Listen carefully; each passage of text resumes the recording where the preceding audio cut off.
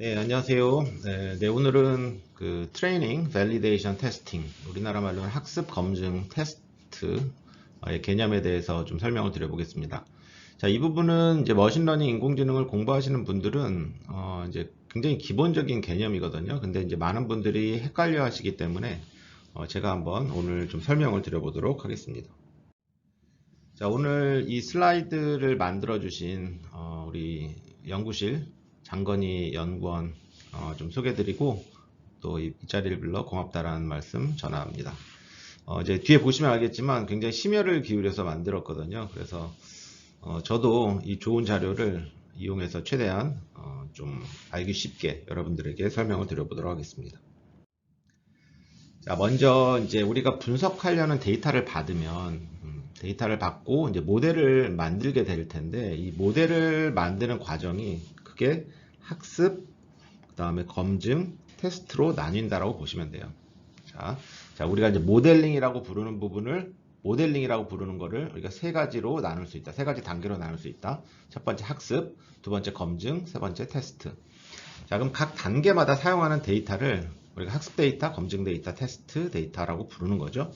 그래서 이제 데이터가 주어지면 학습 데이터, 검증 데이터, 테스트 데이터로 이렇게 나누게 됩니다. 자, 그러면 여기서 이제 보시다시피 중요한 점은 이 학습, 검증, 테스트 데이터는 오버랩이 되면 안 돼요. 즉, 어떤 하나의 데이터가 학습 데이터도 되고 검증 데이터도 되고 이러면 안 된다라는 거예요. 그래서 하나의 관측치는 학습 데이터에 속하면 이거는 무조건 학습 데이터가 되는 거죠. 자, 이렇게 이제 세 부분으로 나눴다. 자, 그러면 이제 보통 여기서 이제 많이 질문하시는 것이 학습 검증 테스트의 비율을 몇 대 몇 대 몇으로 하는 게 좋습니까? 라고 이제 많이 질문들 하시는데요. 딱히 정해진 답은 없습니다. 정해져 있지는 않습니다. 근데 이제 보통 학습을 한다라는 것은 우리가 이제 모델을 만드는 거기 때문에 우리가 갖고 있는 데이터들을 좀 충분히 사용하면 좋거든요. 그래서 보통은 한 50% 이상을 학습 데이터에 활용을 하게 됩니다. 자, 그 다음에 이제 나머지 데이터를 갖고 검증과 테스트 데이터로 이제 적절하게 이제 분할을 하게 됩니다. 자, 그래서 이제 그럼에도 불구하고 나는 조금 가이드라인이 필요하다라고 이제 말씀하시는 분들은 이제 많은 경우 어떻게 사용하고 있냐면 학습 검증 테스트의 비율을 6대 2대 2 혹은 7대 2대 1 이렇게 사용하고 있으니까 이걸 참고로 하시면 될 것 같아요. 그래서 이제 학습 데이터를 60% 혹은 70% 이렇게 사용하고 검증과 테스트를 2대 2 혹은 2대 1로 이렇게 나눠서 사용한다 라고 보시면 좋을 것 같아요. 자, 그러면 이제 학습 데이터랑 테스트 데이터 이 두 가지가 이제 핵심인데 검증 데이터는 제가 이제 다음 장서부터 설명을 드릴게요. 자, 학습 데이터랑 테스트 데이터 이 두 개는 어떤 의미를 갖고 있는지 한번 볼게요. 그래서 학습과 테스트 데이터만 사용하는 경우, 즉 검증 데이터를 사용하지 않는 경우도 있는데 이 경우는 어떤 경우인지 한번 볼게요. 일단 데이터의 양이 그리 많지 않아 내가. 그래서 검증 데이터를 따로 나누기에는 데이터의 양이 좀 적다 이렇게 생각할 경우에는 검증 데이터를 따로 나눌 필요가 없다. 학습 테스트만 해도 이제 되는 경우가 많다. 자, 그래서 학습 데이터를 이제 처음으로 정의를 할 건데요. 학습 데이터는 모델을 구축하는 데 사용하는 데이터라고 보시면 돼요. 자, 모델을 구축한다라는 것을 조금 전문적으로 얘기를 하면 모델이 데이터의 패턴을 학습한다 이렇게 이제 이렇게도 이제 설명을 할 수가 있겠는데요. 즉 결국 학습 데이터는 우리가 이제 어떤 모델 뭐 뉴럴 네트워크면 뉴럴 네트워크, 의사결정 나오면 의사결정 나오면 이런 모델을 만들려고 하잖아요. 그 모델을 만들 때 주로 사용되는 데이터, 핵심적으로 사용되는 데이터가 바로 학습 데이터입니다. 자, 그럼 이 학습 데이터를 이용을 해가지고 예를 들어서 인공신경망 같은 경우에는 인공신경망의 파라메타는 웨이트, 그 가중치잖아요. 그래서 이제 가중치가 계속 이제 업데이트가 되는 거죠. 그래서 가중치를 업데이트 하는데 사용되는 데이터를 우리가 이제 학습 데이터 이렇게 부릅니다. 자, 그럼 테스트 데이터는 뭐냐면 일단 학습이 완료됐다라는 것은 최종적으로 모델이 이제 만들어졌다라는 얘기거든요. 그럼 이 만들어진 모델이 과연 그 성능이 어느 정도인지 검증하고 싶잖아요. 평가하고 싶잖아요. 그 평가하는 데 사용하는 데이터를 우리가 테스트 데이터라고 보시면 돼요. 자, 그래서 여기 이제 보시면 이제 트레이닝 단계 학습 데이터를 이용해서 모델을 만들고 이 만든 모델을 그냥 갖고 오는 거야. 그래서 테스트 데이터는 마치 없었던 것처럼 생각을 해야 돼요.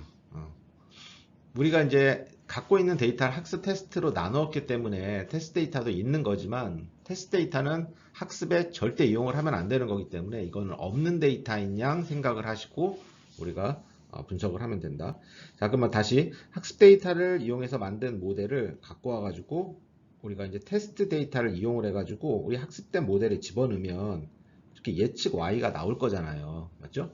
그런데 사실은 실제 Y 값이 있는 거잖아요. 테스트 데이터 우리가 띄워놓은 데이터니까.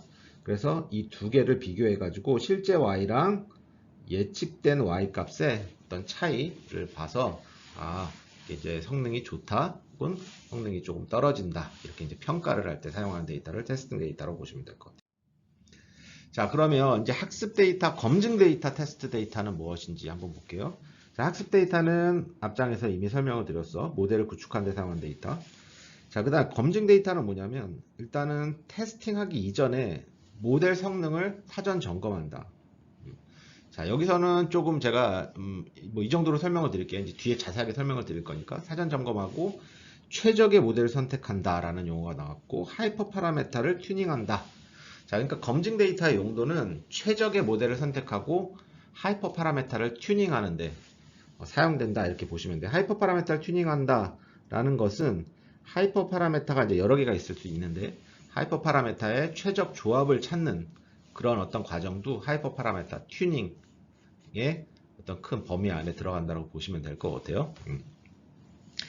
자, 그래서 이제 보시면 이제 학습 데이터는 모델을 구축했고 검증 데이터는 제가 이제 학습에 도움이 된다 이렇게 이제 크게 설명을 드렸는데 이제 학습 데이터랑 검증 데이터는 모델을 학습하는데 동시에 사용하면서 어떤 최적의 모델을 선정하는데 도움이 되는 그런 역할을 할 겁니다.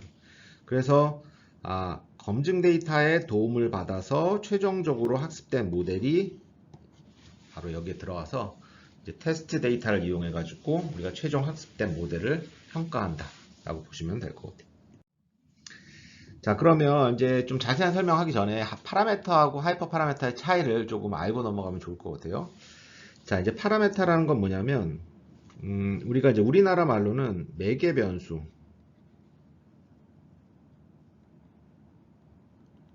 매개 변수 혹은 모수 이렇게 이제 얘기를 합니다. 자, 그래서 이 파라미터는 특정 알고리즘에 의해서 학습 과정에서 업데이트가 되며 그 다음에 학습 데이터에 맞게 조정이 되는 그런 어떠한 값이라고 보시면 돼요. 다시 파라미터는 뭐냐면 어떤 값인데 특정한 값인데 학습 과정에서 자꾸 바뀌어. 맞죠? 그 다음에 학습 데이터에 맞게 잘 조정되는 그런 값이에요. 자, 이제 제가 이제 예를 조금 이따 이제 설명을 드릴게요. 하이퍼 파라메타는 뭐냐면 하이퍼 파라메타는 모델의 학습 과정에서 뭔가 업데이트가 되는 게 아니라 사용자가 정의를 해야 돼. 우리가 이제 사용하는 사용자가 임의로 정의를 해야 된다라고요. 그래서 거기에는 이제 모델의 구조나 학습 과정에 영향을 주는 그런 어떤 파라메타들을 하이퍼 파라메타고 핵심은 우리들이 유저들이 좀 정의를 해 주어야 된다라는 것. 그 다음에 그냥 파라메타는 유저가 결정하는 것이 아니라 어떤 알고리즘에 의해서 자동적으로 결정되는 것. 그것이 이제 파라미터라고 보시면 돼요.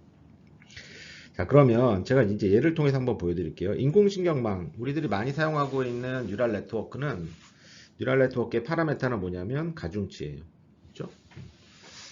각 노드와 노드를 연결하는 그 선, 맞죠? 그 선 위에 가중치가 다 있잖아요. 맞죠? 노드와 노드를 연결하는데 얼마만큼 중요한지 그걸 나타내는 가중치, 그 W들, 이게 파라메타가 되는 거고, 하이퍼 파라메타는 히든 레이어, 은닉층의 개수를 몇 개로 할지, 또 은닉층의 그 노드의 수, 은닉층이 있으면 그 안에 들어가는 노드의 수를 몇 개를 해야 될지, 혹은 배치의 크기는 어떻게 해야 될지, 그 다음에 learning rate는 어떻게 해야 될지, dropout rate는 어떻게 해야 될지, 이런 것들은 뭔가 알고리즘에 의해서 정해지는 것이 아니라 우리가 사용자가 약간 시행착오, 트라이 앤 에러를 거쳐가지고 좀 이제 결정을 해야 된다라는 것들. 그 다음에 의사결정나무 잘 아시죠? 의사결정나무의 파라메타는 뭐냐면 각 노드에서 이렇게 분할이 되잖아요.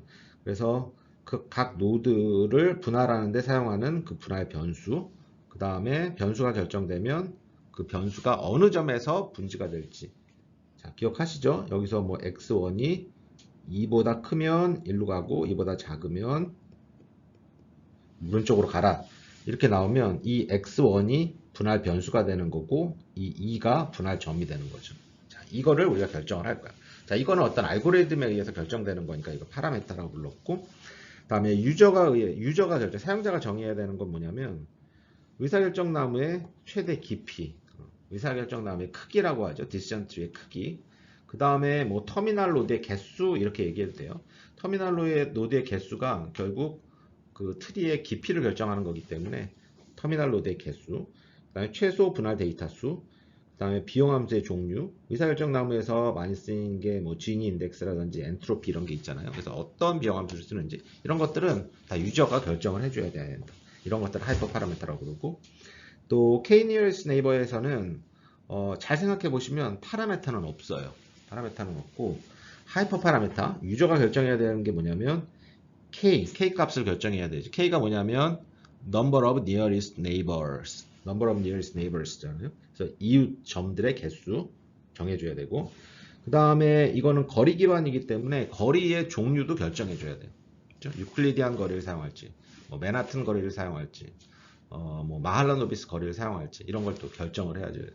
자, 그래서 이제 파라메타와 하이퍼 파라메타 다 종합, 좀 약간 서머리하면 파라메타는 어떤 특정 알고리즘에 의해서 모델이 학습된, 그러니까 뭐 업데이트되는 과정에서 뭔가 로스 함수를 작게 하는 방향으로 자동적으로 결정되는 그런 값이라고 보시면 되고, 하이퍼 파라메타는 자동적으로 결정되는 것이 아니라 유저가 조금 시행착오를 통해서 결정해 줘야 되는 그러한 값이라고 보시면 될 것 같아요. 자, 그러면 이제 학습 데이터, 검증 데이터, 테스트 데이터 이렇게 이제 세 가지를 설명드렸는데, 학습 데이터랑 테스트 데이터는 비교적 직관적이에요. 맞죠? 학습 데이터는 모델을 만드는 데 사용하는 데이터고, 테스트 데이터는 그 만든 모델을 검증하는 데, 평가하는 데 사용하는 데이터예요. 자, 근데 이제 검증 데이터에 대해서 제가 일부 좀 설명을 드렸는데 아직까지도 좀 헷갈리실 것 같아요. 그래서 이제 검증 데이터에 대해서 조금 집중적으로 설명을 드려볼게요. 자, 먼저 검증 데이터를 사용하지 않는 경우도 있는데, 그 얘기는 뭐냐면 학습과 테스트 데이터만 사용한다라는 거죠. 자, 이런 경우는 이제 어떤 경우냐면 학습 완료된 모델을 테스트할 수는 있지만 그 테스트 이전에 모델 성능을 사전 점검하거나 최적의 모델을 수립할 수는 없어요.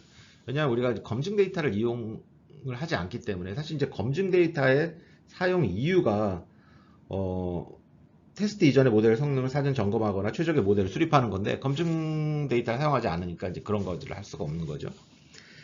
자, 이제 이럴 때는 언제 이렇게 사용하냐, 검증 데이터를 사용 안 하냐면 데이터의 양이 그렇게 많지 않아.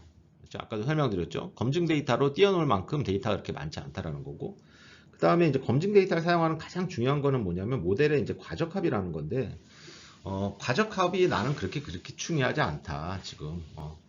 빨리 어떤 데이터 모델을 만드는 것이 중요하고 평가하는 게 중요하지, 모델이 그렇게 막 과적합이 되고 막 이런 거가 지금 크게 중요하지 않다. 이럴 경우에는 학습과 테스트 데이터만 사용을 합니다.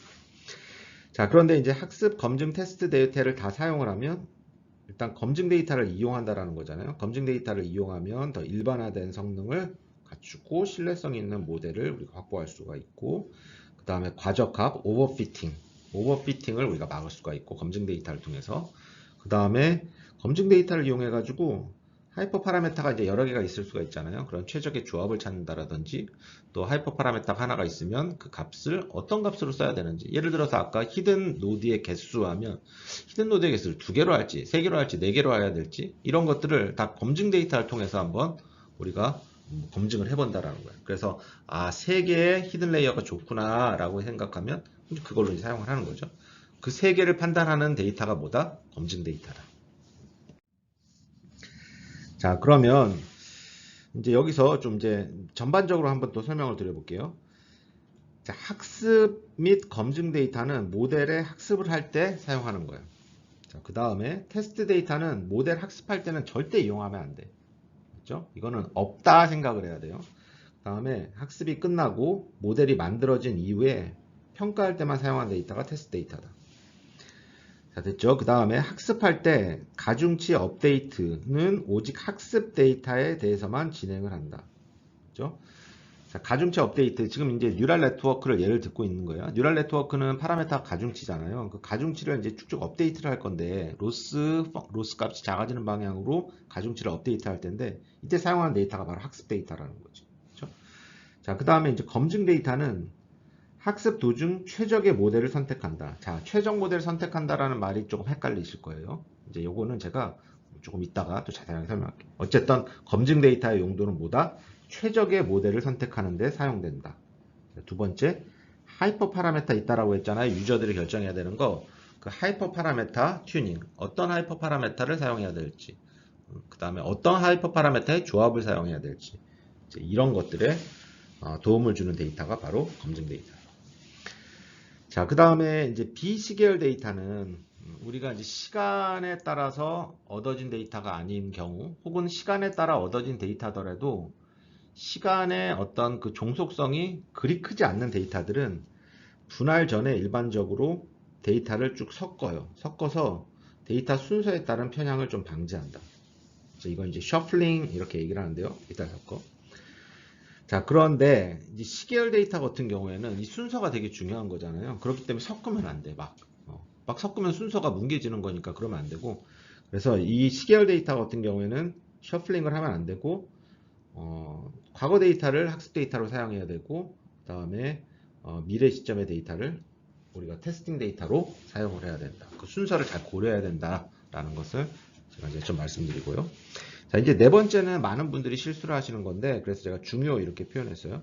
우리가 이제 데이터 분석할 때 보통 이제 스케일링 하잖아요. 그래서 민맥스 스케일링도 하고 스탠다디제이션, 표준화 기법의 표준화 방법을 위한 스케일링을 하는데, 이때 중요한 건 뭐냐면 검증 및 테스트 데이터에는 검증 및 테스트 데이터도 우리가 스케일링을 해야 되잖아. 그때 사용하는, 그러니까 예를 들어서 민맥스 할 때는 최대값하고 최소값이 필요한데, 민맥스는 최대값과 최소값이 필요할 때 한데, 검증 및 테스트 데이터를 스케일링 할 때 그때 최대값 최소값은 검증 테스트 데이터의 최대 최소값이 아니라 학습 데이터의 최대 최소값을 이용을 해야 된다는 것이죠. 그렇죠? 왜냐하면 우리가 갖고 있는 건 지금 학습 데이터잖아요. 테스트 데이터는 없는 거라고 했잖아요. 맞죠? 현실에 가면 없는 거야. 지금은 그냥 우리가 임의로 띄워놨지만 현실에는 그냥 미래 데이터라고 생각하는 거거든요. 그러니까 미래 데이터니까 아직 수집이 안 된 데이터인데 어떻게 민맥스를 구합니까? 최대값과 최소값 구합니까? 못 구하잖아요. 그러니까 이 학습 데이터의 최대값과 최소값을 이용을 해가지고 검증 데이터와 테스트 데이터의 스케일링을 한다. 이거 반드시 잘 기억을 하셔야 돼요. 자, 그러면 이제 조금 더 이제 설명을 드려볼게요. 이제 모델의 최적 파라메타. 아까 최적의 모델을 사용해야 된다. 자, 집중. 최적의 모델을 사용해야 된다. 최적의 모델을 사용한다라는 말이 어떤 의미인지 제가 조금 이따 설명드린다라고 했는데 여기서 한번 설명을 드려볼게요. 자, 최적의 모델을 선택한다라는 건 뭐냐면 모델의 최적 파라메타를 선택한다라는 얘기와 같다. 자, 그럼 모델 학습할 때 트레이닝 로스가 있고, 여기서 로스는 우리가 뭐 에라 이렇게 얘기해도 돼요. 트레이닝 에라가 있고 밸리데이션 에라가 있어요. 그렇죠? 자, 그러면 이걸 쭉 기록했다가 학습이 끝난 후에 가장 작았던 밸리데이션 로스를 기록한 모델 파라메타를 우리가 최종 파라메타로 선택을 한다. 자, 한번 볼게요. 자, 데이터가 준비돼서 모델이 쫙 학습되기 시작을 하면 여기 파란색이 트레이닝이고 주황색이 밸리데이션이에요. 자, 그러면 이제 트레이닝을 하고 밸리데이션 데이터를 이용해서 계속 로스 값, 즉 에러 값이 기록이 될 거잖아요. 그러면 이 에폭이라는 건 뭐냐면 모델을 업데이트하는 그 횟수야. 그럼 모델을 계속 업데이트하면 로스 값이 작아지는 방향으로 이 그라디언트 디센트 방법을 쓰잖아요. 인공신경관 경우에. 그래서 로스 값이 작아지는 방향으로 학습을 하기 때문에 계속 이렇게 작아질 거야. 맞죠? 모델을 학습하면 모델의 학습 횟수를 늘리면 늘릴수록 이 f폭은 모델의 학습 횟수라고 생각하시면 돼요. 자, 그러면 일단 트레이닝 데이터는 트레이닝 에러는 쭉 떨어져. 그 다음에 밸리데이션 에러도 떨어져요. 그런데 이게 어느 시점에 가면 트레이닝 로스는 계속 떨어지는데 밸리데이션 로스는 떨어지다가 이렇게 올라간다라는 거야. 바로 이 포인트가 뭐냐면 바로 과적합된 포인트라는 거예요. 자, 여기서 이제 과적합 잠깐 설명드리면, 과적합은 말 그대로 too much, 너무 과하게 적합된다라는 거예요. 지금 내가 갖고 있는 트레이닝 데이터는 어떻게 보면 지금 내가 갖고 있는 데이터지, 미래에도 이 트레인 데이터와 똑같은 패턴의 데이터가 확보된다라는 보장이 없는 거잖아요. 맞죠? 그런데 지금 내가 갖고 있는 트레이닝 데이터에 너무 과적합된 모델을 만들어 놓으면 미래에 데이터가 조금만 바뀌더라도, 베리에이션이 조금만 있더라도 아마 에러가 커질 거라고. 그래서 트레이닝 에러를 조금, 트레이닝 로스를 좀 희생하고, 그죠? 트레이닝 에러를 좀 희생하더라도 조금 더 일반적인 모델을 만들어 놓는 것이 좋다라는 것이 일반적인 우리의 개념이에요. 자, 그래서 트레이닝 에러는 계속 작아지는데, 맞죠? 계속 작아질 거 아니에요. 모델 학습하니까 트레이닝 에러에 계속 적합해지니까 에러는 0이 되는데, 요 밸리데이션 에러는 트레이닝에 사용하는 게 아니라고 얘기했잖아요. 맞죠? 그러니까 어느 정도 되면 과적합이 돼버리면 얘는 아유 너무 트레이닝 데이터에 과적한 모델이야. 이제는 너무 과적합됐으니까 나는 에러가 나올 수밖에 없어. 이렇게 해서 에러가 나오겠습니다. 바로 최적의 모델이 뭐냐면 바로 이 점이야. 이 점이라는 거 뭐냐면 요 에폭 때 이때 웨이트가 결정이 되어 있을 거잖아요. 맞죠? 우리가 이제 웨이트를 계속 업데이트 하는데 웨이트가 요 시점에서 딱 업데이트가 된 웨이트들이 있을 거잖아요. 그때 그 웨이트를 갖고 있는 모델. 됐죠? 밸리데이션 로스가 최소값이 됐던 그 시점에서의 파라메타들을 갖고 있는 뉴럴 네트워크 모델. 그 모델이 뭐다? 최적 모델이라는 거예요. 최적 모델. 최적 모델은 뭐라고요? 맞아요. 밸리데이션 로스. 밸리데이션 로스가 최소가 되는 시점에서의 그 파라메타들 값들을 갖고 있는 그 뉴럴 네트워크 모델을 우리가 최종 모델이다 이렇게 결정합니다. 됐죠? 자, 그 다음에 이제 어떤 경우도 있냐면 그 밸리데이션 로스가 이렇게 계속 떨어졌다가 제가 이렇게 올라가는 경우가 일반적이라고 했는데, 이렇게 올라가지 않고 그냥 이렇게 쭉 일정하게 이렇게 유지되는 경우도 있어요. 자, 이런 경우에는 이제 올라가지가 않기 때문에 우리가 최소값을 찾기가 이렇게 쉽지가 않거든요. 이때는 좀 임의로 찾는 수밖에 없어. 그래서 밸리데이션 로스가 어느 시점서부터 크게 줄어들지 않는다면 이 시점에서의 파라메타 값을 갖고 있는 모델을 우리가 최종 모델로 한다. 그래서 이거를 조금 조기 종료했다 해서 얼리 스탑핑 뭐 이런 식으로 얘기를 하긴 합니다. 그렇죠? 자, 그러면 이제 또 이제 검증 데이터 역할 중에 하나가 뭐냐면 최적 하이퍼 파라메타를 선택하는 데 사용한다라고 했잖아요. 그렇죠?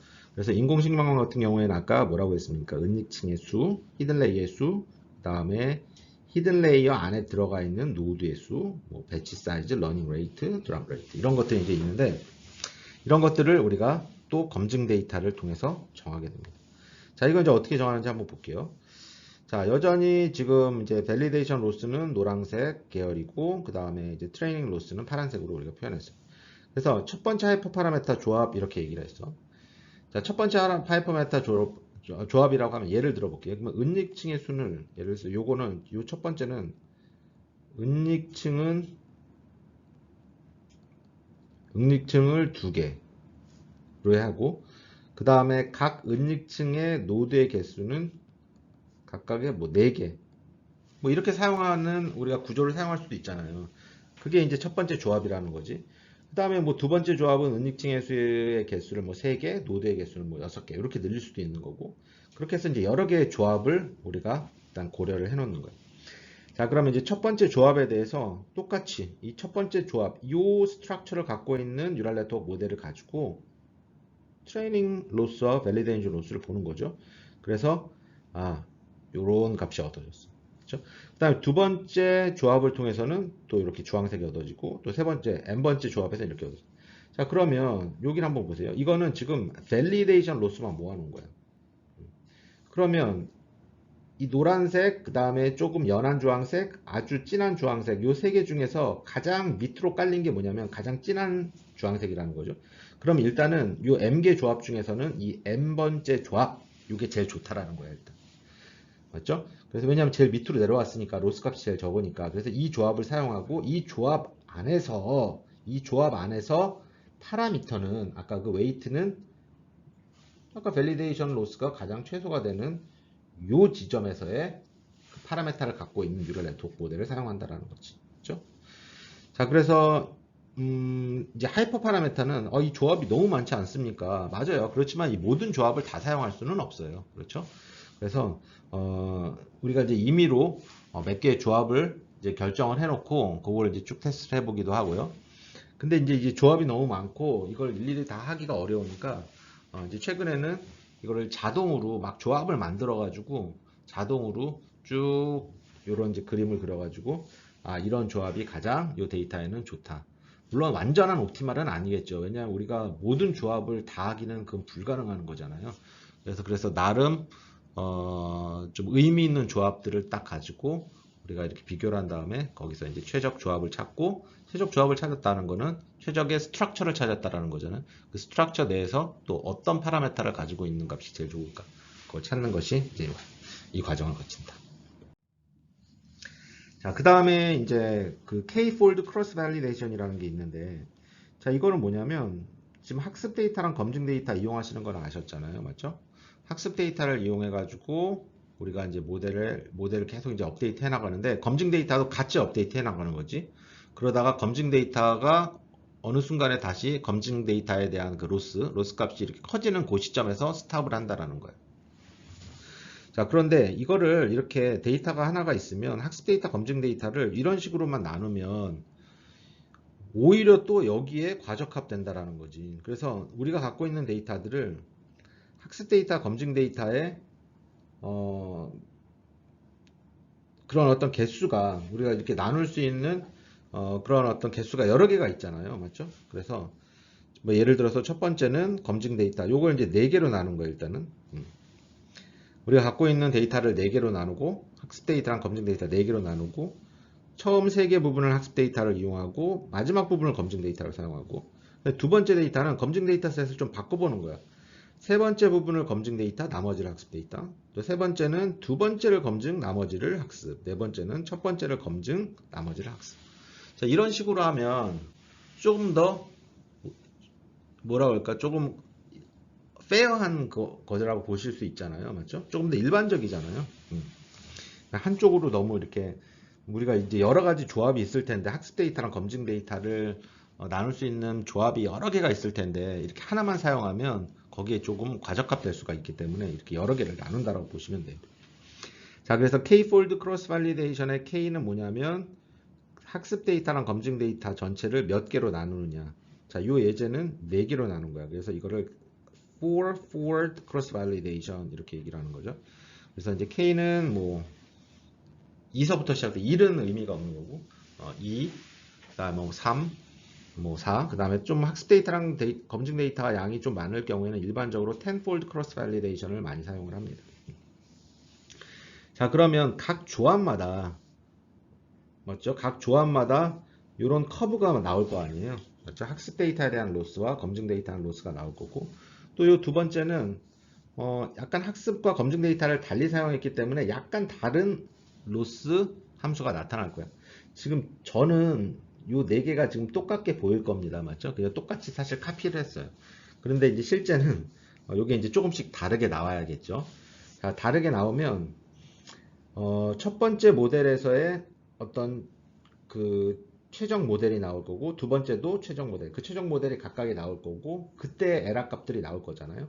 그 에라 값들을 평균을 낸 거예요. 그 평균을 내서 최소 값들의 각 모델의 최소 값들의 평균을 우리가 최종 검증 에라, 검증 로스로 사용하겠다 라고 하는 것이 이제 K-fold cross validation 이렇게 생각을 하시면 돼요. 자, 그러면 그때 각 모델마다 이제 4개의 모델이죠. 각 모델마다 최적의 모델이 다를 거잖아요. 그러면 그 최적의 모델에 들어가 있는 그 파라메타들이 좀 다를 거잖아요. W 값들이 여기는 W1 이렇게 있고, 여기는 W2가 있을 거고, 여기 W3, W4 이런 게 있을 거잖아요. 그래서 요거를 다 평균 내는 거야. 그래서 평균 내서 그 W들을 갖고 있는 모델이 우리가 최적의 모델이다. 이렇게 사용한다라고 보시면 될 것 같아요. 자, 그러면 우리가 이제 여태까지 제가 좀 설명을 드렸는데, 실제 모델, 의사결정 나무 하나, 그 다음에 그 뉴럴 네트워크 모델 하나, 한번 예를 통해서 한번 설명을 드려볼게요. 자, 우리가 지금 만 개 데이터가 이렇게 있어. 만 개 데이터가 있고, 뭐 요거는 어떤 예제냐면 은행 고객의 채무 불이행 여부. 그래서 이거를 연체를 했는지 안 했는지 분류 문제네요. 입력 변수는 고객의 나이, 뭐 연수입 이런 것들이 쭉 있고, 출력 변수는 채무 이 불이행 여부. 이게 이제 투 클래스로 yes 혹은 no 이렇게 나눠져 있습니다. 자, 그러면 이제 이 예제에서는 뭐냐면 일단 학습 데이터 만 개가 있어요. 만 개가 있기 때문에 이거는 몇 대, 6대 2대 2로 나눈 거네요. 맞죠? 6대 2대 2. 학습 데이터를 6,000개 사용하고 검증 데이터 2,000개, 테스트 데이터를 2,000개 사용한 예제입니다. 자, 그러면 이제 학습과 검증 데이터를 이용해서 이제 모델을 학습을 해야 되는데, 맞죠? 자, 모델 학습해. 자, 그러면 이제 요 커브가 나올 거잖아요. 맞죠? 그러면 이제 의사결정 나무는 우리가 계속 설명했던 뉴럴 네트워크랑은 좀 달라. 뉴럴 네트워크 파라메타 W는 계속 어떤 이터레이션을 통해서 업데이트가 되는데, 그 의사결정 나무는 그런 업데이트가 되는 건 아니에요. 그렇죠? 그래서 이제 한 번에 결정이 되는데, 자, 그래서 요 로스 커브의 x축이 아까 에폭이라고 했는데 뉴럴 네트워크 여기서는 이제 에폭이라기보다는 최대 깊이, 의사결정 나무의 최대 깊이로 보시면 돼요. 그래서 처음에는 좀 작게, 그 다음에 조금 크게, 조금 더 깊게, 크게라기보다는 깊게 이런 표현이 더 좋은 것 같아요. 의사결정 나무는 또 최대 깊이. 그 깊이를 늘린다라는 거, 이렇게 오른쪽으로 갈수록 이렇게 늘린다라는 건 뭐냐면 모델이 복잡해진다라는 거잖아요. 모델이 복잡해지면 복잡해질수록 트레이닝 로스는 0에 가까워질 거라고. 맞죠? 왜냐하면 트레이닝 에러에 따라서 계속 우리가 트레이닝 에러를 0으로 만드는 방향으로 모델을 학습시키기 때문에 최대 깊이.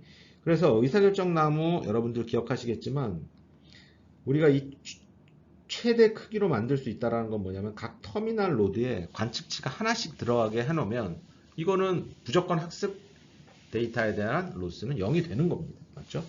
그래서 최대 깊이로 하면 이 파란색은 0까지 떨어지는데 이 밸리데이션 에러는 그렇지 않다라는 거죠. 그래서 어느 정도 가면 너무 의사결정 나무 모델이 깊어지면 이제 에러 값이 밸리데이션 에러 값은 오히려 증가한다. 그래서 이때가 우리가 최종 모델인 거예요. 이때 깊이가 뭐 예를 들어서 터미널 로드가 뭐 10개다.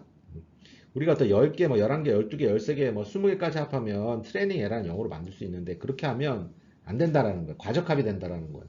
그래서 10개 정도만 하면 된다. 물론 트레이닝 에러는 희생하는 거지. 트레이닝 에러는 좀 있는데 트레이닝 에러가 중요한 게 아니니까 우리는 밸리데이션 에러가 최소가 되는 그때의 모델로 결정하는 거죠. 그때 뭘 사용했어? 우리가 검증 데이터 사용한 거죠. 그러면 이제 우리가 모델이 하나 결정됐을 거 아니야. 예를 들어 이 모델이 결정됐으면 이 모델을 그냥 갖고 오는 거예요. 테스트 데이터는 그냥 우리가 이렇게 띄워놨잖아요. 아까 학습할 때 전혀 이용 안 했잖아요. 그때 여기다 이제 넣어보는 거예요. 그러면 y 값이 예측이 될 거잖아요. 이 모델로부터 y 값이 예측이 될 거잖아요. 근데 사실은 실제 값 있는 거잖아요. 그래서 두 개 갖고 비교해 보는 거지. 자, 그래서 뭐 어떤 에큐레스가 나온다. 자, 인공식량망 같은 경우에는 어떤가 한번 볼게요. 인공식량망 같은 경우에 이거는 뭐냐면 이제 강아지, 고양이, 토끼 세 개의 어떤 클래스 이미지를 분류하는 합성공 식량망 CNN 모델이네요. 그래서 입력 변수는 이제 이미지가 되는 거고 출력 변수는 세 개 클래스 강아지, 고양이, 토끼에 대한 클래스 레이블 이게 이제 출력 변수가 되는 겁니다. 자, 이것도 이게 몇 개? 이게 10만 개네요. 데이터가 10만 개가 있고 일단은 6만 개 학습 데이터, 검증 2만 개, 테스트 데이터 2만 개 이렇게 사용했다. 자, 한번 볼게요. 자, 이제 여러분들 충분히 이해가 됐을 것 같아요. 학습과 검증 데이터는 뭐냐면 최고의 모델, 최적의 모델을 만드는 거예요. 최적의 모델, 여기 인공신경망에서의 최적의 모델은 뭐냐면 맞아요. 파라메타가 계속 업데이트가 될 거잖아요. 로스 값이 최소가 되는 방향으로 파라메타가 계속 업데이트가 될 건데 그 웨이트가 업데이트가 될 것 같은데 그 업데이트가 언제 최적이 되는지 그 최적의 파라메타를 찾는 거지. 그렇죠? 그거를 우리가 요 커브로 찾는다라고 했잖아요. 자, 그때 이제 돌리는 거야. 학습 데이터랑 검증 데이터를 같이 돌려가지고 쭉 돌리는데 모델을 계속 업데이트하면 학습이나 검증 데이터가 어느 순간까지 계속 떨어져. 그런데 이제 너무 많이 업데이트를 해버리잖아요.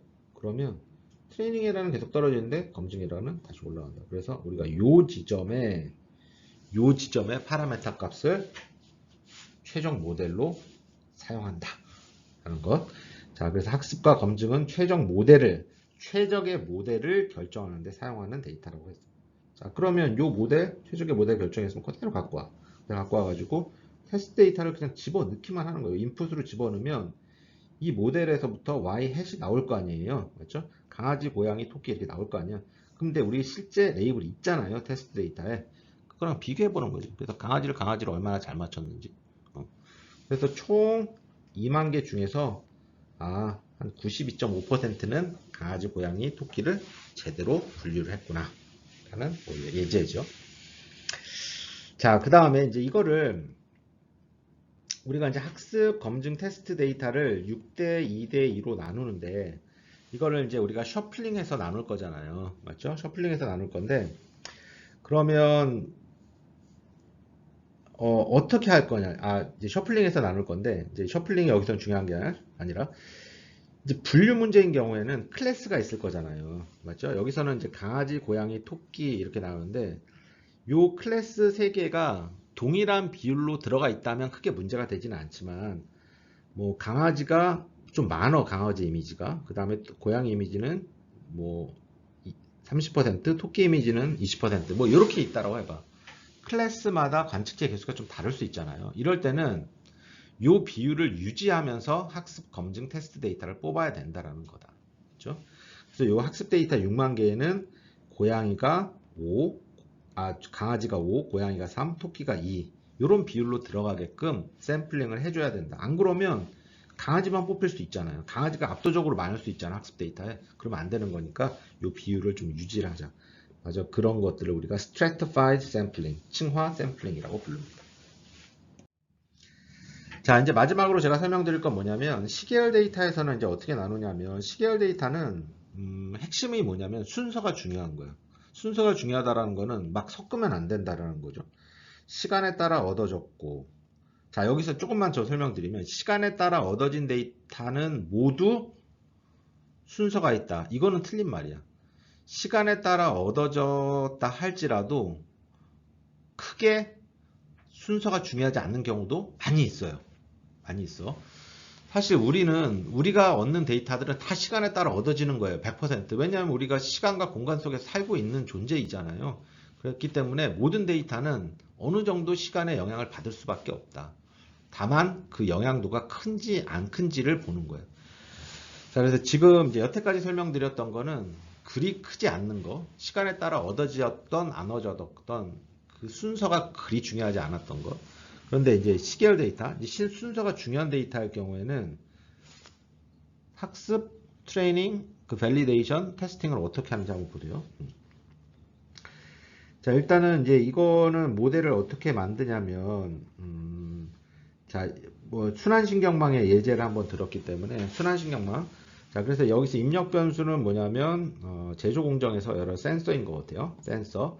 그 다음에 이제 출력 변수는 각 제품의 이상 여부 이렇게 얘기를 했어요.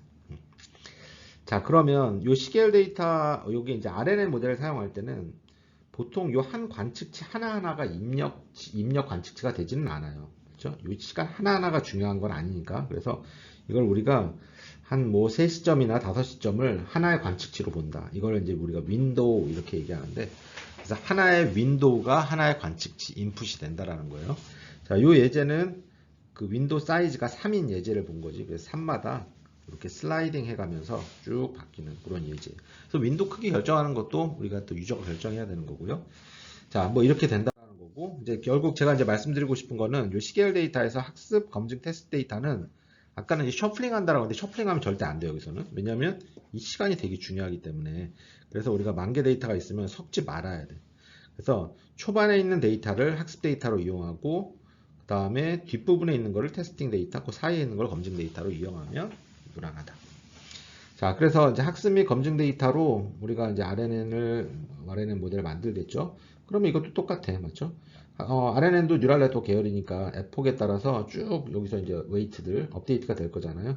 그러면 어느 시점까지는 맞아요. 트레이닝과 밸리데이션 에러가 이제 쭉 떨어지다가 어느 시점에서는 트레이닝 에러는 계속 떨어지는데 밸리데이션 로스는 올라간다는 거예요. 바로 그 시점에서의 그 WS 이렇게 붙일게요. W들을 갖고 있는 그 RNN 모델이 최적의 모델이 되는 거죠. 그러면 우리가 최적의 모델 결정했으면 그대로 갖고 와. 그래서 테스트 데이터를 집어넣는 거예요. 이 Y값이 있지만 없는 척하고 집어넣는 거예요. 그럼 Y값들이 예측이 될 거잖아요. 그럼 실제 있는 거잖아요. 그 두 개 비교. 실제 Y랑 우리가 요 모델로부터 나온 Y값. 그래서 이 두 개가 비슷하면 우리가 만든 모델은 되게 좋은 거죠. 그렇죠? 그래서 요 테스트 데이터를 잘 생각을 한번 해보시면 테스트 데이터는 사실 우리가 가장 페어한 평가 방법은 미래에 올 데이터를 평가를 해야 되는 거니까 미래를 기다려야 되는 거야 사실은. 근데 이제 미래 데이터가 언제 수집될지도 모르고 내가 만든 모델을 빨리 사용하고 싶은데 맞죠? 미래 데이터를 계속 수집할 수는 없는 거죠. 다 어느 정도까지 수집할 때까지 기다릴 수는 없잖아요. 그래서 약간 트릭을 쓰는 거예요. 우리 갖고 있는 데이터 중에 일부를 미래 데이터인 양 이렇게 띄워놓고 얘는 Y가 없다 생각하고 있지만 없다 생각하고 우리가 만든 모델, 즉 학습과 검증 데이터를 이용해서 만든 모델에 집어넣어가지고 그 예측 성능을 한번 보는 거지. 그래서 요거를 이제 테스트에서부터 나오는 요 이제 그 로스를 뭐라고 하냐면 테스팅 에러 이렇게도 얘기하고요. 그다음에 테스팅 로스 이렇게 얘기하고 또 generalization 이란 말도 써요. generalization loss 혹은 generalization error.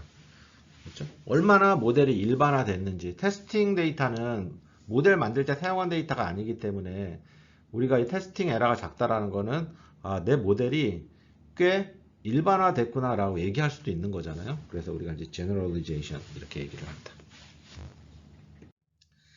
자, 그러면 오늘 제가 그 학습 데이터, 그다음 검증 데이터, 테스팅 데이터에 대해서 이제 좀 설명을 드렸는데 한번 이제 좀 반복해서 한번 들어보시고요. 그 다음에 조금 이제 부족한 부분은 아마 이제 이거를 기점으로 해서 이 내용을 기점으로 해가지고 더 좀 그 심화된 자료를 한번 또 찾아보시면 되게 좋을 것 같아요. 네, 감사합니다.